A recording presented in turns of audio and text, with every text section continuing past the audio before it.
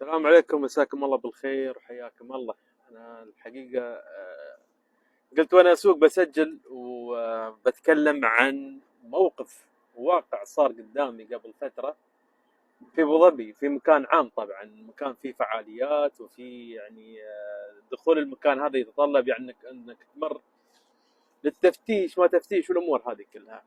المهم أنا متواجد في المكان وكنت أتمشى مع واحد من الشباب وقعدنا في مكان.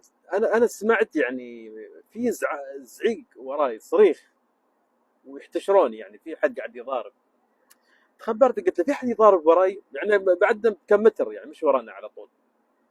شاف قال لي ما ادري في ظاهر خلاف. صدق؟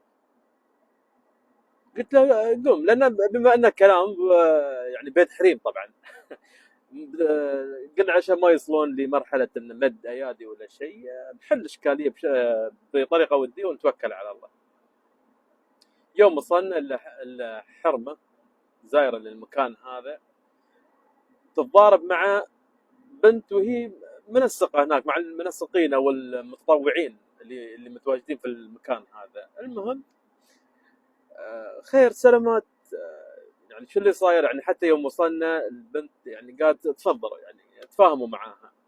شو الموضوع؟ قالت والله صوروني. من اللي صورك؟ قالت حاطين كاميرات في كل مكان وقاعدين يصورونا. قلت لها عفوا اختي، بس يعني في حد يات وصورك في وجهك يا وبشكل متعمد ومباشره حط الكاميرا عليك وصورك وطلعت في التلفزيون؟ قالت لا، الكاميرات موجوده مثل ما تشوفون في كل مكان، حاطينها هني وهني وهني. قلت له ما عليه اختي، بس هذا مكان عام، اكيد شيء كاميرات ينقلون الاحداث.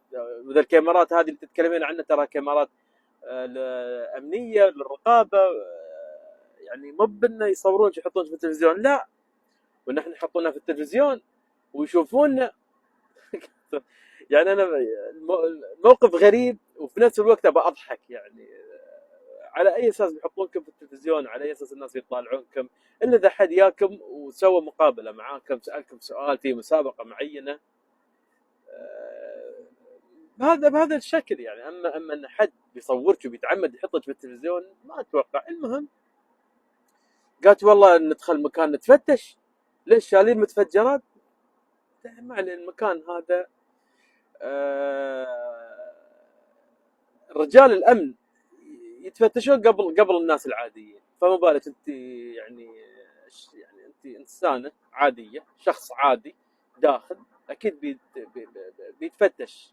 هذا البروتوكول وهذا لحمايتك قبل ما يحمون الناس الثانيين. طبيعي ما حد يزعل من الامور هاي، امور التفتيش وهذه امور امنيه الكل يتقبلها، هذه لسلامتكم وامنكم.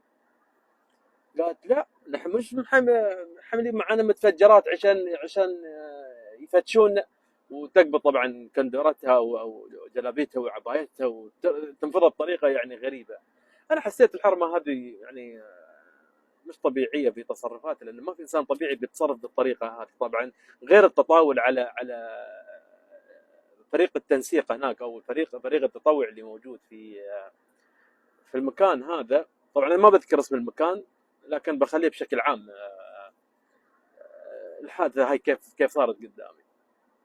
فانا قلت حق الخوات اللي موجودات، انا ما عليه اذا هي عندها اشكاليه في مكتب شو اسمه الشرطه. فحتى الرجال اللي معاي قال خلاص خذوها المكتب الشرطه، هم بيتفاهمون معاها وبيهدون الوضع، يعني ان ما في حد صورها، ما في حد طلعها في التلفزيون. يوم خذوها هناك اتطاولت على الشرطه بعد. واتوقع انها والله اعلم انها غلطت على شرطيه هناك، غلطت عليها. وطلعت روحت وهي تحتشر. انا ما اعرف شو الرياكشن اللي كان موجود عند الشباب هناك، ولكن ما اتوقع ان راح يتركونها بالطريقه هذه تغلط مني والدرب، لان قدامي غلطت على المتطوعات او المنسقات، وقالت لهم يا قليلات الادب وانت المدري شو مسويات اعمارك المدري شو. قلت انا ما له داعي الكلام هذا، ولكن من بعيد اشتر حق الخوات اقول لهن اسكتن، خلها تروح، خلوها تروح. ف موقف غريب. يعني انا ما ادري اذا انتم صار شيء قدامكم، هذا الموقف اذا صار قدامكم تحسون الانسان هذا طبيعي يتصرف بالطريقه هذه؟ انا عن نفسي الواقع اللي شفته قدامي اشوف ان الشخص هذا مش طبيعي، اللي يتصرف بالطريقه هذه مش يعني يكون انسان مو طبيعي. يعني نقول الله يهديها ويصلحها، واذا كانت يعني الانسانه هذه يعني تعاني من مرض معين نقول الله يشفيها ويعافيها ويعافي جميع المسلمين. فخبرونا كيف بتتصرفون اذا صادفتوا مثل هالمواقف في الاماكن العامه؟ يعني يقول لك الكاميرات تصورنا ويحطوننا في التلفزيونات، فهذا مكان فيه فعاليات، في مكان فيه اشياء كثيره يعني، طبيعي بتكون هناك كاميرات وحد بيجي في وقت بيسال سؤال بشكل مفاجئ كمسابقه وسلامتكم. هذه القصه او مش مو بقصه، هذا واقع اللي صار قدامي، وبعرف شو الرياكشن، شو رده فعلكم اذا تصادفتوا مثل هالموقف هذا، عشان تهدون الوضع وانفعال الحرمه هذه. والله يحفظكم.